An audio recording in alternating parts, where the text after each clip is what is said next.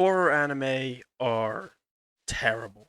I mean, this isn't a surprise. No one should be shocked that I'm making this video because, quite frankly, I think it's kind of hard to argue in favor of horror anime at this point. I'm going to list off the top 10 most popular horror anime on my anime list: Tokyo Ghoul, Parasite, Tokyo Ghoul Route A, Another, Elfen Lied, Promise Neverland, High School of the Dead, Dead Man Wonderland, Tokyo Ghoul Re, and Danganronpa.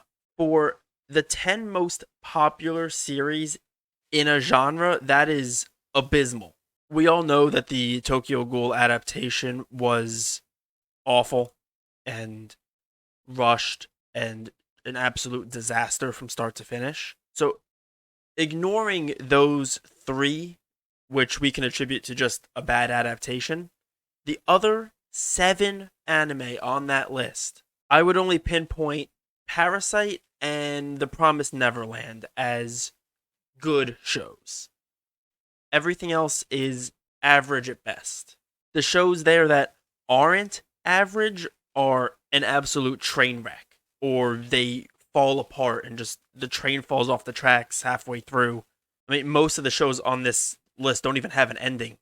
And unfortunately, the overall reception of the Promised Neverland franchise is kind of hurt by season 2. So I really don't know if I would consider Promised Neverland to be good. Season 1 was fantastic, but on the whole, it's kind of a disappointing show. That really just leaves Parasite as the only show in the top 10 most popular horror anime that is above average from start to finish. To be fair to the horror genre, two of my all-time favorite shows are Mononoke and Perfect Blue. I also thought Monster was an absolute masterpiece all the way through. The 74 episodes, however long it was excellent. It's just that the genre feels, it just feels like the gap from the very top of the horror genre to that second tier is massive. It seems that a horror anime needs to be super unique or groundbreaking or something like that to just even be good. When horror is done right, it can be an absolute masterpiece, 10 out of 10. The kind of things that keep you up thinking, the kind of things that have you on the edge of your seat, wanting more and feeling a little bit of fear or anxiety or anything, feeling some kind of emotion. But most of the time, if a horror series doesn't blow me away, it just ends up being a total edge fest. Like every mid horror anime is just competing to see who can have more blood and gore and fish lens shots and stop. No more. I guess the problem isn't really limited to anime either. You see a ton of live action horror movies and shows kind of flop. A lot of them rely on jump scares or like really goofy CGI monsters that never really look right. You see a lot of those things in anime also, but I think probably more prevalent in movies. But either way, the execution and some of the specific flaws, they vary a bit, but the root of the cause is exactly the same, and it's just that that shit's not scary. The reason that everybody hates jump scares is because they get you, they'll scare you, but a second or two later, you've already moved on and you're like upset or disappointed at that. Like, oh, that was dumb, that was lame, whatever. And you're over it and you're never going to think about it again. On the other side of that spectrum, when you take a good horror, like I said, Mononoke is one of my favorite anime of all time. I watched Mononoke maybe 5 years ago, something like that. Every time I get on a train, it crosses my mind. I think about Mononoke every time I'm on a train, especially if I'm going through a tunnel. I think of that last 3 or 4 episode train arc. Monster kicked off episode 1 with a morally ambiguous dilemma of a doctor saving a child's life, and is it the wrong decision if the child grows up to be a psychopath?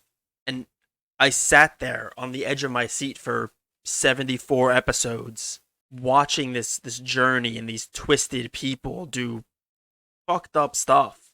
But it was so grounded in reality and such a genuinely terrifying and realistic question to ask yourself that it's chilling. It grips you and it keeps you thinking.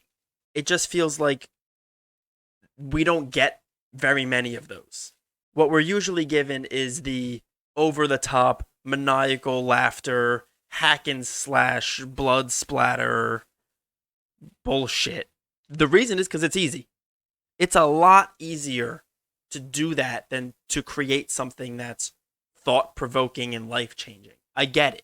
If it's easy to produce it and it's easy to sell, we're gonna get a lot of series like that.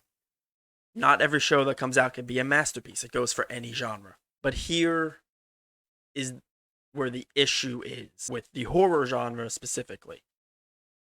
I can watch 100 mid shonen with the same damn premise. I'm still going to get hype when there's a big fight that's trying to get me hyped up. We can all watch 100 slice of life rom-coms and the final episode 12 or whatever it is gonna make us cry. We're going to feel some emotion when these sad slice of life stories hit us, when they're trying to make us feel emotion. Horror is different because the emotion it's trying to get you to feel is fear. Fear is a lot harder to instill in someone than just excitement or even sadness. Once you've seen 3 mediocre horror anime, you've kind of seen them all.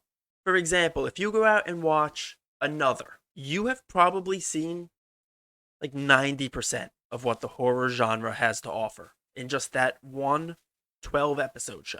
After that, it's really only like the top tier stuff that's going above and beyond, or the classics, things like Hellsing and Devilman, and things that have kind of withstood the test of time or have some sort of nostalgia factor to them. Nothing else is really going to affect you. Even in that top 10 list I said earlier, I mean, Tokyo Ghoul and Parasite are like the same fucking show. Within the horror genre, you have the death game genre, your Mirai Nikis and Danganronpas and Deadman Wonderlands of the world. And again, if you watch one of them, you've kind of seen all of them. I have a lot of hope for what Junji Ito's Uzumaki could be. I know the adaptation has already been announced. I don't know when it's coming out. I really respect Junji Ito as a writer, and I really respect him as an artist. But after seeing what was done to his work in the Junji Ito collection and what that adaptation turned into, I don't have the highest expectations for Uzumaki either.